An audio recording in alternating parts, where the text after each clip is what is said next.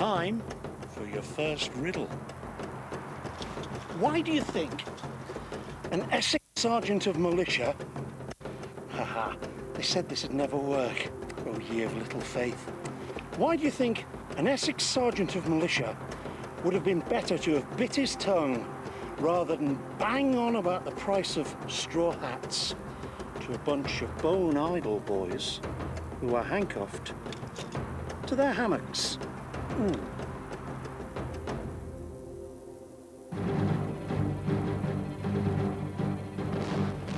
War, bloody, bitter, and seemingly endless. We fought the Emperor Napoleon for long decades, terrified of being infected by France's revolutionary ideals. But as the war dragged on, our little sceptred isle became awash with French and Dutch prisoners of war, who we packed into crumbling old castles and prison ships, hulks, condemned as unfit for naval service. And still, it wasn't enough.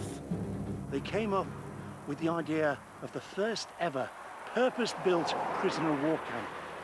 They sited it in a nice, safe, landlocked location where Ermine Street crosses the Great North Road. And this is it, the depot. It was built at Norman Cross, just outside Peterborough in 1796, and was designed to house more prisoners and guards than the entire population of that nearby town. When there were insurrections here... Armed with a painting done by a militia guard of the time, Ben Robinson, field archaeologist from Peterborough Museum, joined me to look for signs of its military past in a field. We're about on the main drag. That's it, that's the main north-south route through the camp. I think we're round about here, so we've just come down the road there, down from the south gate, the road out to the gate where the market was held is just there to the east. Then we're up there to the north gate, and the A1 is right behind us down there, the Great North Road. So yeah, right in the centre. Again, you get a feel for the sort of space that was enclosed by the centre of the prison from this spot. How big was this on the ground? Yeah, it's difficult to get an impression of scale, isn't it? The whole site... Scale obviously wasn't his strong point, was it? Not really. It's all about providing a nice visual impression. But the whole site occupied 40-odd acres, around 42 acres, and that was barrack blocks and the site of the prison itself. The prison bit was around 22 acres. So I'm just working this out. That's about 22 football fields, isn't it? I'll take your word for it. Sounds about right. There's about just under 2 to the football field. Yeah. It's odd to think of 7,000 people being crammed into that sort of space. You know, not if you're a prison officer. No. I think they don't have any problem imagining that. The camp was guarded by regiments of British militia. In the event of a full-scale riot, their artillery inside the blockhouse covered the entire camp. Attempted escapes earned you solitary confinement in the cooler, known affectionately as the Black Hole. But that didn't deter the French and the Dutch from devising an assortment of ingenious escapes. All the sort of things that we're familiar of in World War II stories, basically, all those kinds of escapes. There were tunnels dug one night towards the Great North Road. Some of those got away, some of them didn't. There's reports of another man escaping in a chest. One night, about 500 prisoners shoulder barged in sort of rugby style, the palisade. Wasn't that the following day that the camp commandant indented for 24 pairs of handcuffs to restrain the ringleaders? Yeah. So it's the other bit of your riddle, remember? The handcuffs? Sadly, all the depot's wooden buildings have gone, save 2. But the most significant building in the camp has miraculously survived. The house of the agent, or commandant as he became known. Now, the latter-day commandant is Derek Lopez, wonderfully enthusiastic about its history and really keen to know the story behind a plaque that he unearthed while he was converting the stables. Oh, wow. We found this when we were refurbishing the stable block, and it's the Hansett family. It is a sad story because this family lost their children, and one can only assume it was during the cholera epidemic. They've lost 3 in the space of That's right. 2.5 years, Yeah. haven't they? Oh, that's awful. And I know nothing about the Hansard family, and I'd be sort of eternally grateful to anybody who might know any information about this family, so we can sort of trace the history and how they came to be at Norman Cross. So who was Robert Hanslip, and what was his connection to this place? Well, he wasn't a commandant, and his name doesn't appear anywhere else in the depot records. But hold your heart, he does turn up in a history of the camp. He was the man who covered the pitch pine building with brick and put a new roof on it. When the camp was decommissioned, Hanslip bought his new home at an Army and Navy surplus sale. We found out, Derek, that Robert Hanslip was actually a naval officer.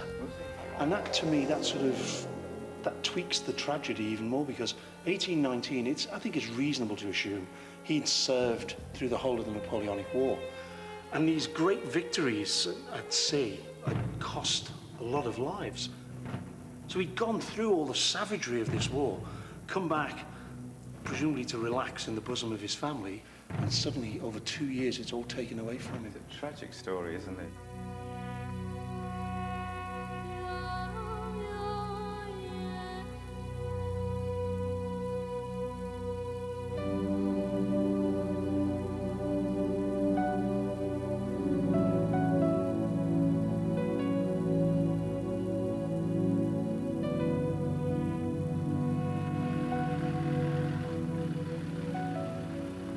A few miles further south at Yaxley is another memorial to a naval officer. You see, life for the prisoners at the depot really depended on who the Navy appointed to run it. A bad agent and their lives were intolerable. But the prisoners were soldiers and sailors, and they knew a good man when they saw one, even if on paper he was their enemy. In 1811, Le Grand Chapeau, the big hat, was given to Captain John Draper, Royal Navy. And the French very quickly began to appreciate that here was a man who was that rarest of creatures, a manager who really did know his derriere from his elbow. Tragically, he'd only been in the job 18 months when he died. The French were désolés. So much so that at their sole expense, every man jack of them contributed from their meagre funds to place this beautiful memorial here in the church, so that the man's humanity and kindness would never be forgotten. They clearly liked him.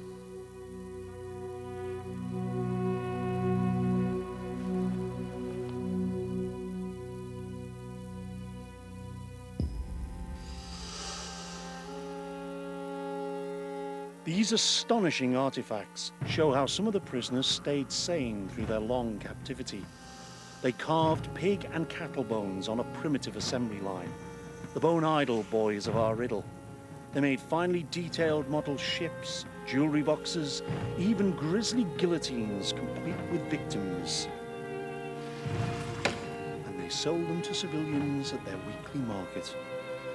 But the inmates had a profitable black market too, plaiting the milliner's straw used in fashionable hats. It severely damaged local livelihoods, so it was declared illegal in the camp, which brings us to the sergeant of the riddle. The authorities were determined that they were going to stamp out this illicit trade. But there were loads of people, as you'd imagine, who had a vested interest in it, and they were every bit as determined that they weren't. The French had a particular problem. The camp sergeant, I don't mean camp as in dancing down the other end of the ballroom, he just worked there. The French felt he was overzealous. They would have cheerfully throttled him, but in the camp, he was untouchable. Fortunately, they had plenty of colleagues outside, Englishmen, loyal subjects of King George, who were more than willing to help out. One night, when he was on his way back to the camp from Stilton, they ambushed him. I'd like to think that he had a skinful on board from one of these inns, because they held him down And to make sure he got the point about keeping his trap shut, they cut a large slice out of his tongue. When the Treaty of Amiens ended the war, the depot was deemed surplus to requirement and went for auction. But it was hurriedly withdrawn when the French recommenced hostilities, and it was another 11 years before victory at Waterloo finally persuaded the authorities that it was safe to flog it off.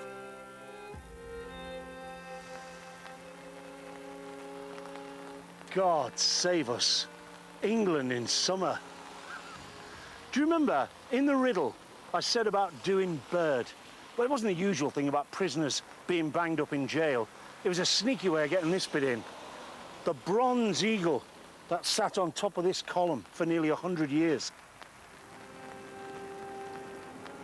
It was put here just before the First World War to commemorate all those poor soldiers who never went home to France and Holland once the wars were over, the ones who died here. Unfortunately, in 1990, someone feeling bloke had the bird away. It was never seen again. Of course, I don't actually reckon it was stolen. I think the bird had just had enough of this weather. I think it went south to find something nicer. Do-de-do-do-de-do-de-do-de-do-do. Je suis chanson en pleurs. Je suis chanson en pleurs.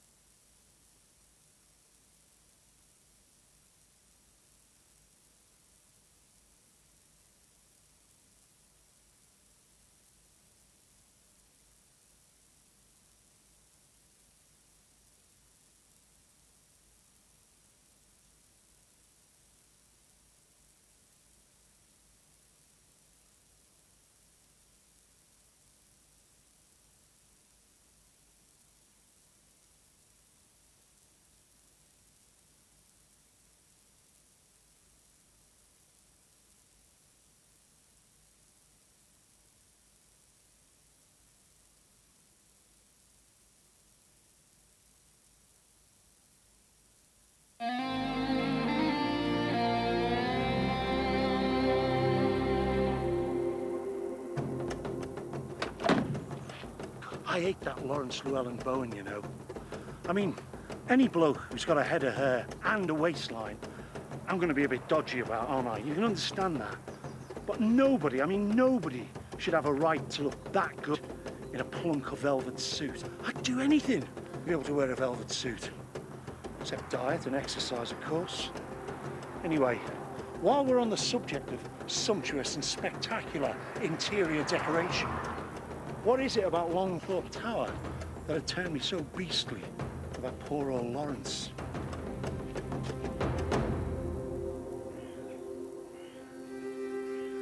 Well, believe it or not, but just off the Peterborough Ring Road are the remarkable remains of a world-class chunk of history. You won't find anything like this anywhere else in Great Britain. In fact, I'm fairly sure you'd look long and hard across the whole of Europe to find its like.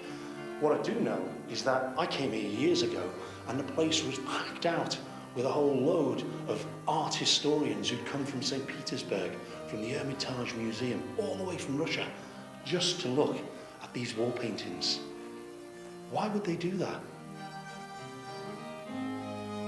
Okay, so the paintwork is a bit faded and parts of the pictures are missing, I know.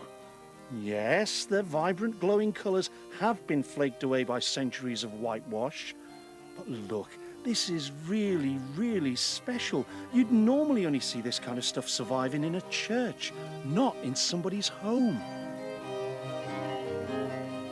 Coming here, you can see how a wealthy man who had good taste and was willing to spend money on the best materials and the best artists to work with those materials. You can see how he decorated his front room. We think Mr. L.L. Bowen's medieval ancestor was commissioned to do the house by its wealthy owner, Robert de Thorpe. His designs included a popular motif, the Great Wheel of the Five Senses, with its monkey, its vulture, spider's webs, and boar and cockerel. But one of the biggest influences on the overall design, after the usual sermons and improving tales of saints and sinners, were the very popular but very rare books known as bestiaries, picture books of wild animals. When it came to introducing you to the lives of the beasts of other continents, bestiaries weren't entirely reliable. Survival, they weren't. They would often slip in mythical beasts along with the real ones, so you never knew quite whether you were coming or going. This one is a particular favourite of Aristotle's, the bonacon or bonacon. I'm not sure, my French is almost as bad as my Greek, so you'll have to choose. What you need to remember about this little fella is that if you find yourself hunting him on the plains of Africa, remember to keep well clear of his hind quarters. Up the front, his horns curled harmlessly inward, but that wasn't the bit you had to worry about. When threatened, the bonacon's beastly bottom gushed forth humongous gouts of noxious gases that set trees ablaze and shrivel the hairs off your hunting dogs.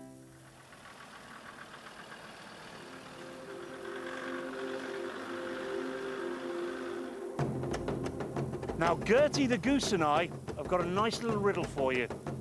Why do you think a peer of the realm would have put down good money on the Scots having a real beef at the thought of Germans goose-stepping their way through London?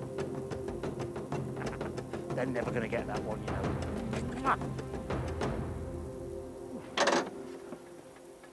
From, say, the 1600s to the 1850s, who do you think was the most important long-distance traveller on the roads of Great Britain?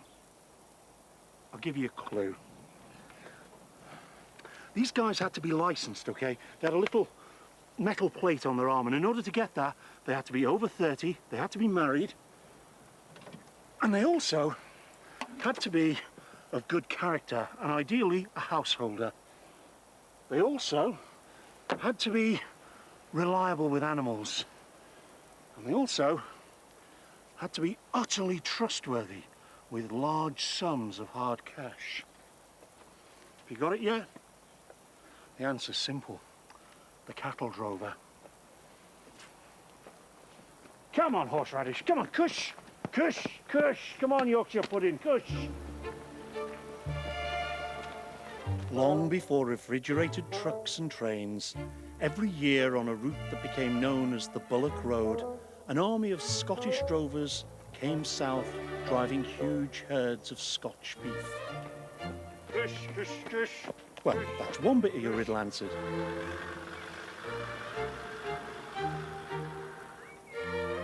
But it wasn't just cattle that made the long trek south to the London meat markets. With a short sidetrack to a Norfolk church, I'll put you in the picture, so to speak. One of the things that was driven to London in droves was what East Anglia was really famous for back in those days.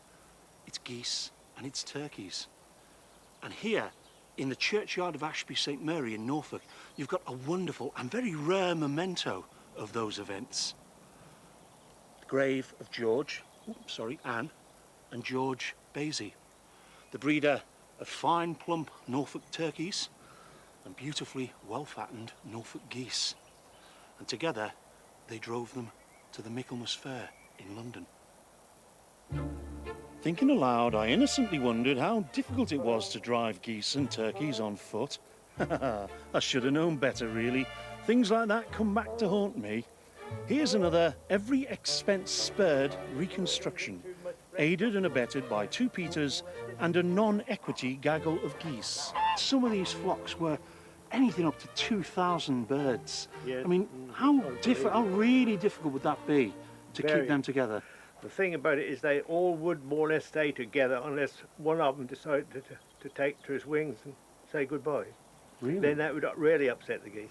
What sort of distance would they cover in a day, do you reckon? And I've read 10 miles. Is that realistic? I would think that was possible. I know cush and come by for the cows. What do they use for these? Well, I don't know of any particular word. They don't often get driven about. How do you call your geese? Well, they only come when we feed them. That's Yeah. the thing of it. See, they don't go by any sound. They just know by your yeah. food. Yeah. They come to food, you see. That's the main thing. So if I make a noise like a sack of grain, we'll be all right. Yes, you'll keep them all together. You rattle the pail, that'll attract them. Yes, I'll soon come to that. Yeah.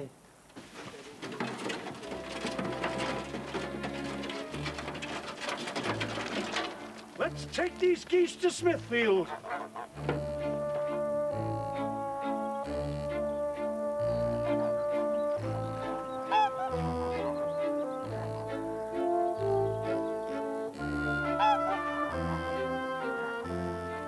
There we go. 109 more miles to go. That's all. That isn't bad. All right, me and the Peters aren't going all the way to London because we don't have the right shoes. I don't mean us, you silly goose. I mean shoes for the geese. You see, drovers protected the feet of the geese by walking them through tar and then through gravel to make an asphalt shoe. Afternoon, Mum. Afternoon. You'd think I'd know by now, wouldn't you? I made the mistake of wondering about that too. Hey-ho.